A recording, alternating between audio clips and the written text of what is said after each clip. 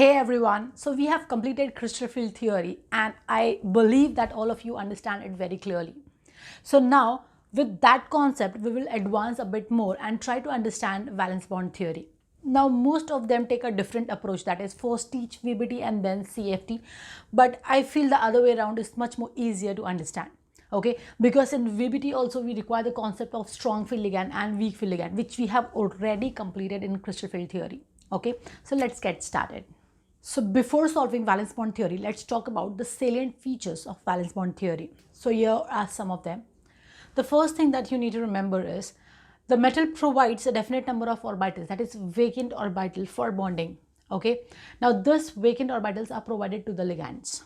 I repeat, the central metal will provide some empty orbital of its own, that is S, P or D, to the ligands, okay, to form a coordinate bond. So that is all we have written here. So this is what you need to remember. The next thing is this number of vacant orbital that the metal provide, okay, for bonding, that will be equal to the coordination number of the complex, okay, in the coordination number of the metal in a complex. Okay, sorry about that. Next, the vacant orbital that undergoes hybridization, like whatever S orbital, P orbital or D orbital of a metal is empty, they will undergo hybridization, okay, to give you the same number of hybridized orbitals, that is orbitals with same energy.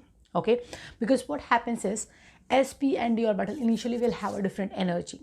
Okay, but it is seen that after the bond formation, after the complex formation, okay, most of the bonds are of same length, are of same energy.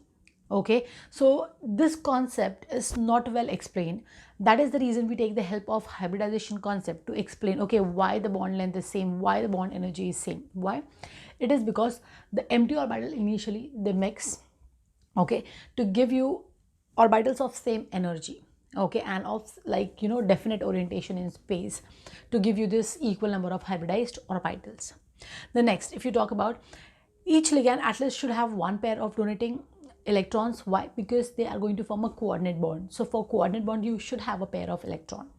Okay, the vacant orbital we said of the metal is going to overlap with the filled orbital of the ligand, okay, to form something called as coordinate bond. So if you remember, crystal field theory was talking about ionic bond formation or electrostatic forces of attraction. Here VBT is talking about coordinate bond formation. Okay, so you need to remember this. Okay, let's talk about some more salient features. Now VBT says that if you have a higher degree of overlapping between the metal and the ligand, the bond is going to be stronger, okay, and it is going to be shorter. So just remember that. Okay, metal and ligand, if the overlapping is more, the bond is going to be short and therefore it is going to be stronger. You will require more energy to break that bond.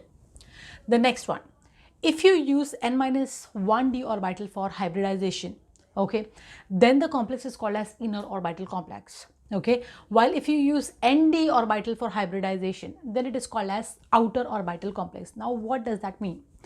Let's say you use 3d orbital, 4s and 4p for hybridization. So just check n. If you say 4s, okay, it means your n is equal to 4. Okay, 4p, your n is equal to 4. But which d orbital did you use? You used 3d. Okay, so that was 4 minus 1, that was 3. Okay, so if you use 3d, when your s orbital is 4s, then that complex is going to be inner orbital complex. But if you use 4s, 4p and 4d, so just check all the n were same, that s and p n is equal to 4, and even for d orbital your n was equal to 4. So such complex are outer orbital complex. So when we solve this example, I'll let you know at that time as well. Next, let's talk about unpaired electron. That is one of the reasons that I took CFT before. Now check, in CFT we have taken a separate lecture on magnetic property and colored property. In that I said you very clearly that if you have an unpaired electron, then your complex is going to be colored and it is going to be paramagnetic in nature. Okay, so for that at least one unpaired electron should be present. So vice versa, if you have no unpaired electron, then your complex is going to be diamagnetic and it is going to be a colorless complex. Next one, this is very important thing and this we will see when we solve the examples. Now strong field ligand, I repeat, strong field ligand or high spin ligands, they causes pairing of electron in the metal ions. Okay, now pairing of electron, what does that mean? It means that if you have one or more unpaired electron, they will be pushed to pair up. Okay, now this is going to be clear when we solve the example. So just remember, strong field ligand will push the electrons for pairing, and this concept is called as spin pairing. So now the final geometry of your complex will depend upon which orbital underwent hybridization. So if you have only one s and one p orbital undergoing hybridization, you will have a linear geometry, which is nearly rare in coordination complex. If you have sp2, okay, that is one s and two p orbital undergoes hybridization, you will have a trigonal planar geometry. If 1s and 3p orbital undergoes hybridization, you will have tetrahedral geometry. Now this we will see very often.